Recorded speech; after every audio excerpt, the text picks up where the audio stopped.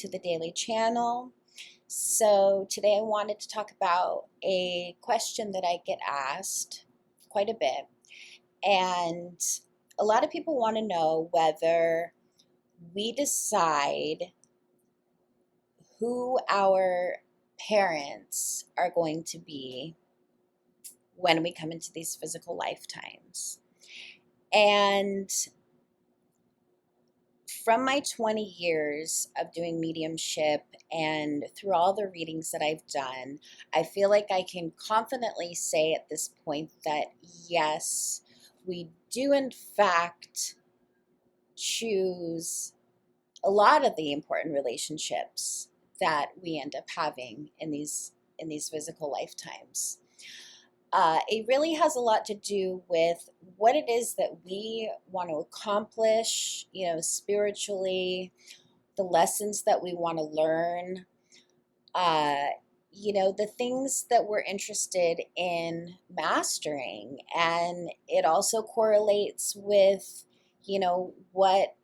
what we decided to do in our last lifetime and how we want to use that information and further our knowledge or our experience in this particular lifetime. So absolutely, our primary caregivers when we are growing up and through our formative years are absolutely an essential part of these lessons that we go through and that we embody. And, if you're somebody that has a lot of interest in being some type of healer or teacher, or, somebody that has a very strong interest in helping other people, then most likely you're going to have had some sort of contrasting experience in life, whether that be, when you were growing up or, through your adult life. It's important that we have some sort of experience to draw from so that we're able to help other people, right? So, as far as the way that I grew up, uh, sometimes in the past I would ask myself, like, why on earth would I choose to grow up with, the maternal figure in my life that that gave birth to me, right? As far as having what I needed physically, I was very well taken care of as far as having, a beautiful home to live in and having nice clothes and toys and an education. As far as having the the nurturing and the love and the compassion and all the things that really matter when it comes to a child, that is something that I did not experience from my maternal figure. And thank God I did get that from my dad, and I still do. um, but I'm going to go out on a limb here. I'll probably get some you know email threatening to sue me or something, but I don't care. Um, I can confidently say that I grew up with a extremely abusive, malignant narcissist, and I was physically abused. I was psychologically abused, and I was sexually abused, not by my mother herself, but by members of her family. So, why would anybody pick that, right? It was horrendous. It was a really, really difficult childhood. And what made it even harder was the fact that from the outside, it really did look like I had the perfect life. And, you know, I acted out a lot, not in the typical way because I was so fearful of my mother. I didn't do the typical way of acting out, but I was also starved for attention. So, words like obnoxious or, just so needy for attention. Those kinds of things have been brought up in relation to the way that people who didn't know what was going on described me as a child. And, I find a lot of self compassion now because obviously I knew something was wrong, but it wasn't something that I was talking about literally with anybody.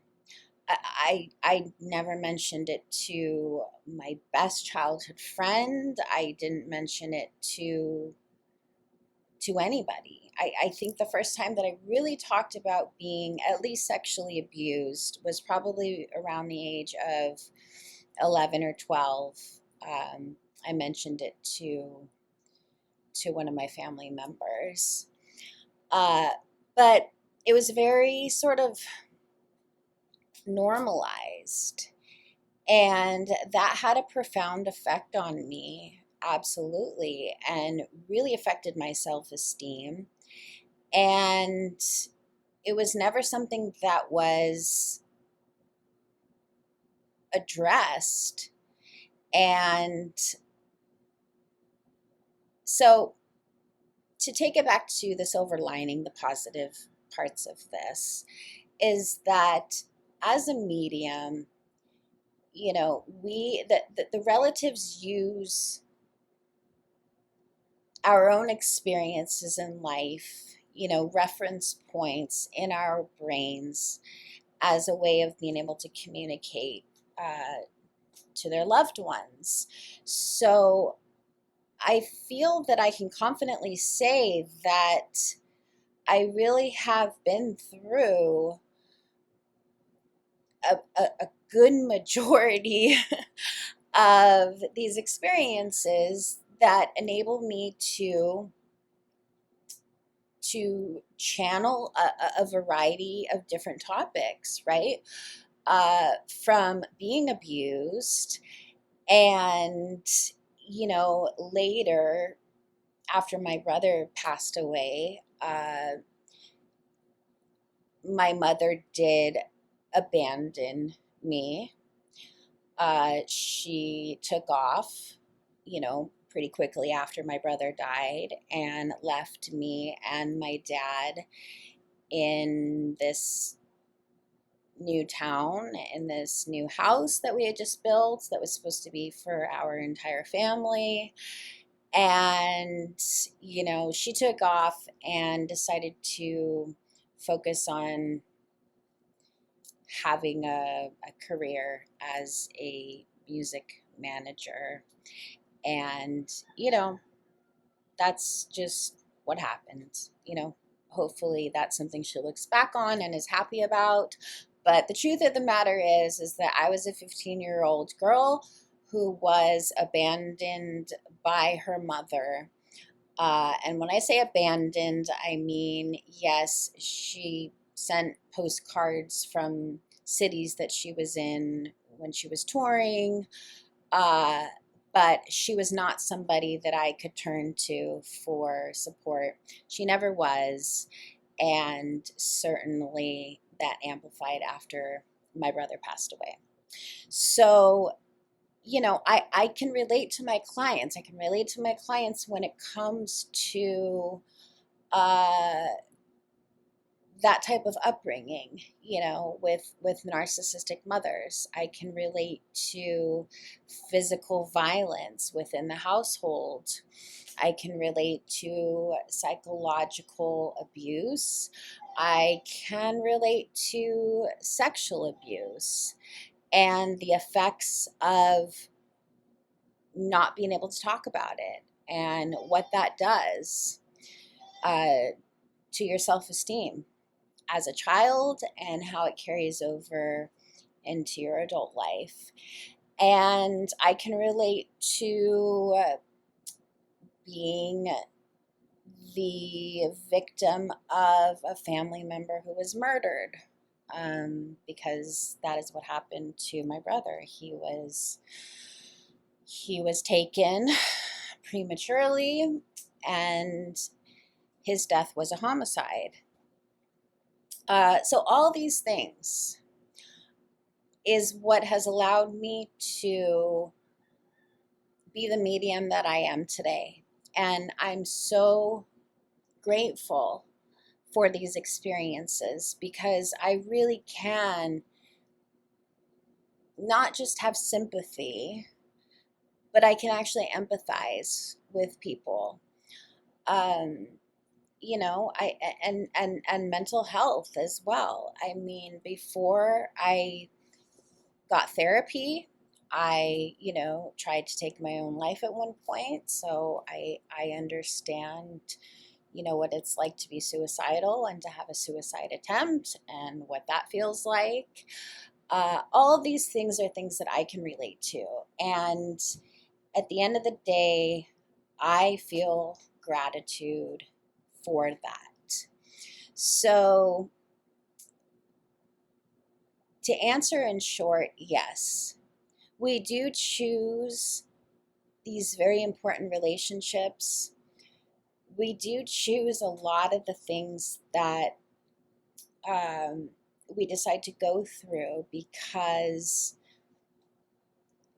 it's very important as far as what we decided we wanted to embody and learn and teach and help and grow in this lifetime.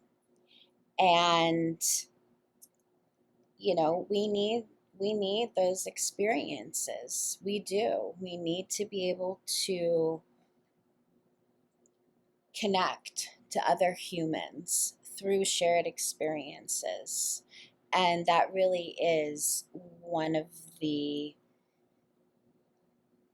best and biggest parts of life. These lifetimes are no small matter. We care.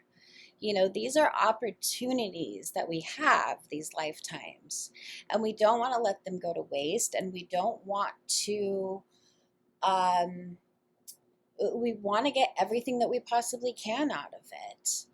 And so, if you have been through some trauma, really the best thing that you can do is not suppress it. Talk about it. Talk about it with a therapist. Talk about it with, close friends, people that are going to have your best interest at heart. Get it out of your body and experience that shared human connection. Because otherwise, what you're training yourself and what you're also showing the next generation is that these painful experiences are something that should not be spoken about, that they are shameful, or that somehow they're going to become traumatized again by reliving it. No. What's traumatizing is when people don't give you the space to communicate what your experiences have been like in life. What was traumatizing for me was being labeled the drama queen, or the attention seeker, or all these things, when inside little Laura was just dying to be heard, whether that was some stupid song or dance that I made up, or somebody was going to actually listen to me trying to process that I had been sexually abused. And was that right? Is that normal? You don't know as a child, and you need to be nurtured and told and explained. So, long story short, we do choose a lot of these experiences, and we certainly do choose the people that we decide are going to raise us. And it's not always pretty, but it is always important. And what you do with that is the most important. So make the most out of it. Make the most out of this lifetime, and make sure that other people feel like they are not alone. That's the best thing that we can do. We're all connected anyways. So let's make sure that we feel that connection as often as possible. All right. Thanks, you guys. Thanks for listening. I appreciate you so much. Don't forget to like and subscribe. And if you feel like somebody might benefit from hearing this information, please share. Okay? Take care of yourself, love yourself, and I'll talk to you guys again soon. Aloha.